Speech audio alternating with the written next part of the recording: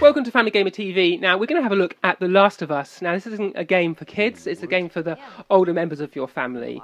And it's from Naughty Dog. Now these are people who brought you Uncharted, and we often followed closely the Uncharted series. And now although I don't play that many shooting games, something about Uncharted and the stories that Naughty Dog tell in those games means you get to know the characters, and over the years you get quite a connection to them. So I was quite excited to hear about The Last of Us, their new game, but at the same time slightly concerned that, would this be a departure? Would this be sort of maybe too violent for me to play?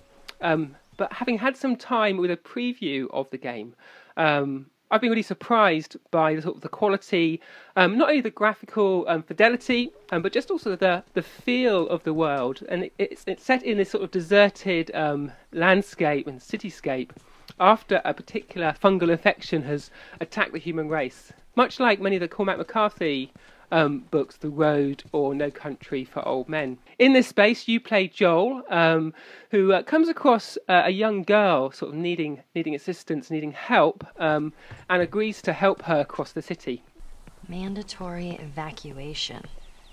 Evacuate to where? Where do you think? Quarantine zone. See, some places got a heads up before the infection showed up. Most didn't. But this relationship between Joel and Ellie becomes like a sort of a parent-child friendship and develops in a really interesting way. I think from a family perspective, you can really see a lot of the similarities and a lot of the work that's gone into those characters to make that genuine and make you really feel a sort of a protective affection for this young girl as you look after her across the city. Well, I don't know. I mean, how would you describe it?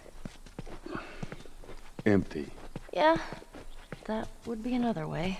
Now this change of approach does sort of shift the focus slightly for the game and does make it a little bit more grisly, a little bit more hard-hitting. So rather than that sort of tongue-in-cheek Saturday night matinee type performance that we had in Uncharted, where Nate and the various characters were often just sort of taking the mickey of what was happening, there's a little bit more of a serious edge here as we move more into sort of the Coen Brothers type experience. But I think that's no bad thing. Particularly, as it deals with the violence in a serious way. And there's real work being done here around what's happening to the characters, what's happening in the space, what's motivating them, and actually what is going to be their response to the violence that's happening around them. And you often hear Ellie exclaim or be surprised at the things that Joel is doing. It actually gives voice to perhaps uneasy feeling that the player may have as they're working through different elements of the game. Now, The Last of Us is more of a role-play experience than the Uncharted game, so a slight departure there. The engine and the sort of the look of the world is that same sort of quality from Naughty Dog, so the sort of the fabrics that make up the clothes that the people are wearing, the architecture of the building, and the spaces, both up front and off in the distance, hugely appealing. As oftentimes I was playing the preview, and I just wanted to stop and look around at what was going on in the space.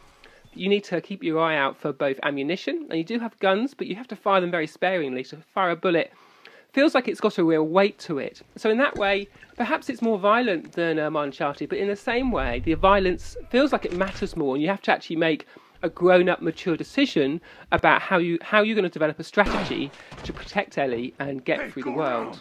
But beyond the gameplay and the sort of the environments in the world, it's the dialogue and the narrative and the storytelling and the characters that are developed here by Naughty Dog, of Ellie, Joel and the wider cast, that are going to be really important to making The Last of Us a game that's of interest to sort of more grown-up, mature players and not just those people who are looking for something to shoot at.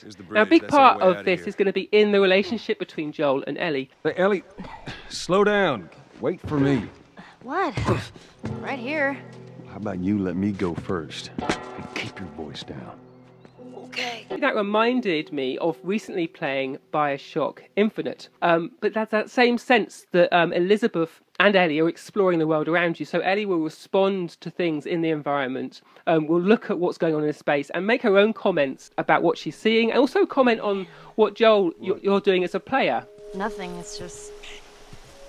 I've never seen anything like this, that's all. You mean the woods? Yeah. Never walked through the woods. It's kind of cool. Now, I think she feels a little bit more scripted, perhaps, than Elizabeth, but the quality of the acting and the fact that Naughty Dog capture both sound and motion at the same time, and from the same actor, rather than, as in Bioshock Infinite, they have a separate voice actor for the characters. I think that approach just gives the performances a little bit more solidity, and in some ways makes them a little bit more believable. So all those things come together, and I'm really actually quite excited now to play The Last of Us.